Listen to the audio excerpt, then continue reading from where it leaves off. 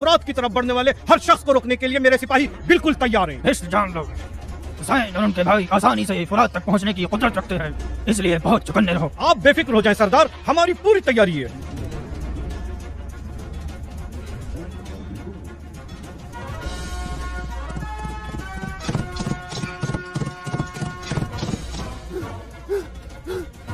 सरदार सरदार, वो अब्बास आ रहे हैं।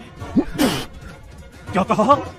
अब्बास हमारी तरफ आ रहे हैं? नहीं नहीं मेरे सरदार, वो फुरात की तरफ जा रहे हैं। फुरात की तरफ?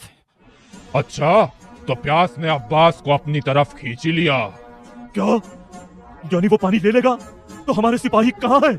परेशान ना हो शिम्र, मैंने 4000 सिपाही अम्र इब्न हज्जाज की कमान में फुरात पर लगा दिए हैं।